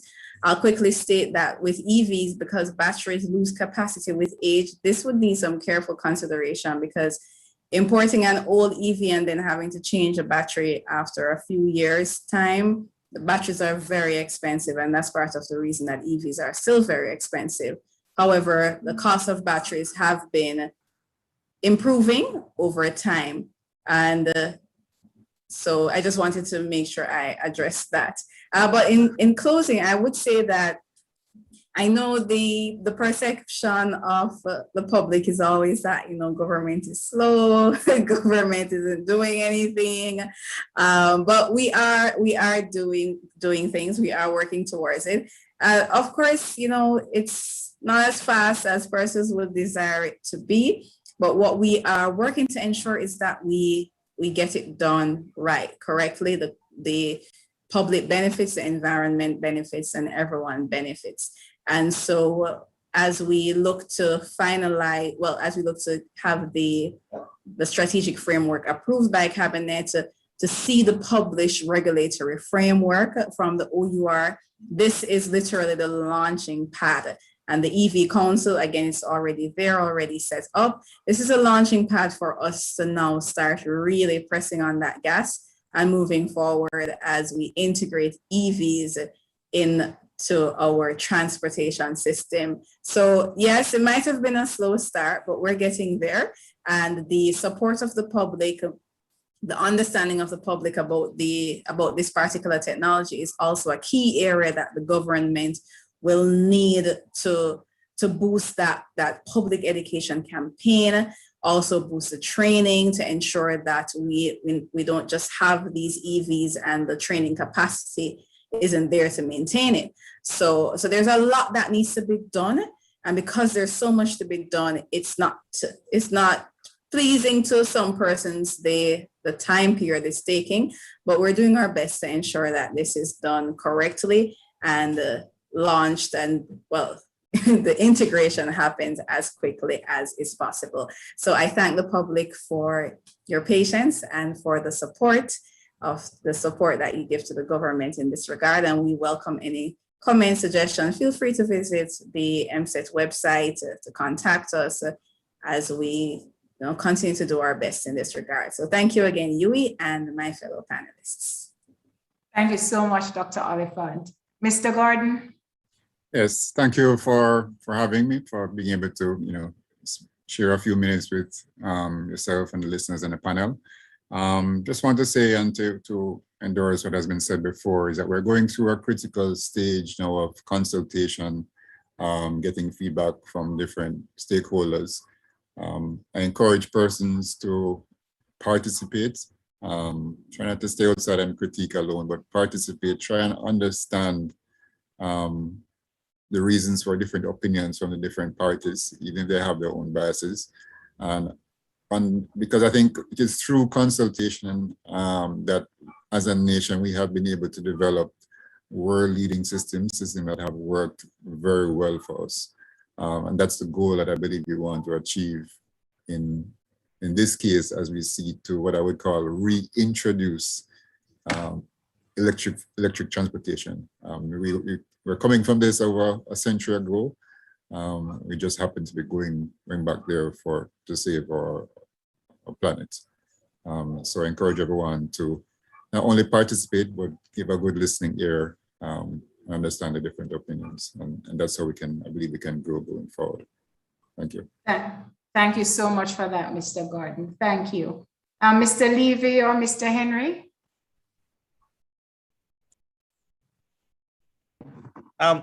Thanks once again for inviting me. I must say it's exciting. It's an exciting time where automotives are concerned with regards to the industry's part in the sort of electric technology era, and I find it very poetic that Dr. Oliphant mentioned pressing on the gas. I'd like to let you know that electric vehicles and some of the major motor vehicle manufacturers are now involved in racing at a very high level with electric vehicles. There's actually an electric race series that is now running alongside the Formula One series. So that shows you the level to which this has gone. And I think that going forward here in Jamaica in its infancy, we will have to look more at partnerships rather than working in isolation. So with regards to the training where we're concerned, we're looking at it from the point of view that we're sort of preparing the future technicians, and we can't do that in isolation without us being partnered with the people who have the know-how and the technology, either local or wider afield. So with that in mind, I do hope that not in the not too distant future, we could partner with some of the very people on the panel here with regards to how we can go about creating content or more advanced content for the various levels of the courses that we intend to offer. And thank you once again for inviting me. Thank you so much, Mr. Levy, for those comments. And with that, ladies and gentlemen, it's our hope you found the session useful this afternoon and thought-provoking. Allow me to thank the panelists on our behalf, Ms. Charlene Bodley, Dr. Zara Oliphant, Mr. Richard Gordon, Mr. Ian Levy, and Mr. Clifton Henry. Thank you so much for the insights that you have shared with us. And it is our hope that as we move forward with e-mobility for Jamaica, that these partnerships, as Mr. Levy has indicated, will continue. Allow me to thank very especially the organizers of the forum, Drs. Andre Coy, Louis Harris, and Mrs. Terry Ann Collins Frey from the Faculty of Science and Technology, and Dr. Omar Thomas from the Faculty of Engineering. Ladies and gentlemen, thank you so much for participating in the proceedings this afternoon. We invite you to share the YouTube link with colleagues and to visit the Faculty of Science and Technology and the Faculty of Engineering's online platforms, website, Facebook, Instagram pages for upcoming events. Again, our sincerest thanks, ladies and gentlemen. Have a beautiful evening. Thank you. Thank you. Thank you very much.